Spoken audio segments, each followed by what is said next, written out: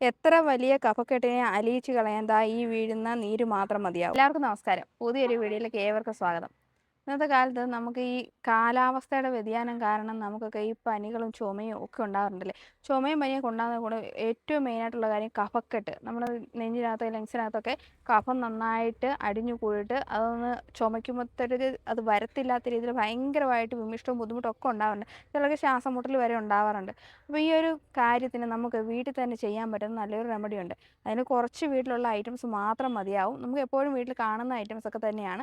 അപ്പോൾ അതെന്തൊക്കെയാണെന്നും എങ്ങനെ ചെയ്യണമെന്നും ഒക്കെ നമുക്ക് പഠിച്ചു. പിന്നെ അത്യാവശ്യമായിട്ട് വേണ്ടുന്നത് കുറച്ച് ഇഞ്ചി കേട്ടോ.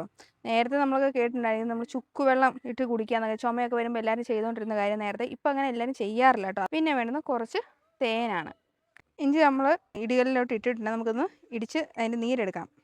ഇപ്പോൾ നമ്മൾ ഇഞ്ചി ചതച്ചെടുത്തിട്ടുണ്ട്. ഇത് നമുക്കൊന്ന് പിഴിഞ്ഞെടുക്കാം. നമുക്ക് ഏകദേശം 1 സ്പൂൺ ഇഞ്ചി നീര് വേണം. ഇഞ്ചി നീര് മാത്രമായിട്ട് നമ്മളിങ്ങനെ പിഴിഞ്ഞെടുക്കുക. നമ്മൾ 1 സ്പൂൺ തേനും കൂടെ ചേർക്കുകയാണ്. ജസ്റ്റ് ഇങ്ങനെ ഒന്ന് മിക്സ് ചെയ്ത് ഇതിലേക്ക് നമുക്കിനി ചേർക്കേണ്ടത് നമ്മൾ ഒരു നുള്ള് ഇത്രയും മാത്രം മതിയാവും മഞ്ഞൾപ്പൊടിയും കൂടെ. നമ്മൾ ഈ ഒരു മരുന്ന് ഉപയോഗിക്കുമ്പോൾ നമ്മൾ ശ്രദ്ധിക്കേണ്ട ഒരു കാര്യം എന്ന് പറഞ്ഞാൽ അതിരാവിലെ 1 ഗ്ലാസ് വെള്ളം കുടിച്ചതിന് ശേഷം ഇത് 1 സ്പൂൺ നീര് ഉപയോഗിക്കുക. അതായത് വെറും വയറ്റിൽ ഉപയോഗിക്കാം. അതിനുശേഷം നമ്മൾ വൈകുന്നേരം ആഹാരത്തിന് അരമണിക്കൂർ മുന്നേ ആയിട്ടും 1 സ്പൂൺ ഉപയോഗിക്കുക. ഇത്രയും ഉപയോഗിച്ച് കഴിയുമ്പോഴത്തേക്ക് നമുക്കൊരു 3 ദിവസം അല്ലെങ്കിൽ 5 ദിവസം 3 തൊട്ട് 5 ദിവസം വരെ ഉപയോഗിക്കാവുന്നതാണ്. ഇത് മറ്റൊരു വീഡിയോ ആയിട്ട് വരുന്നവരെ ഓക്കെ ബൈ.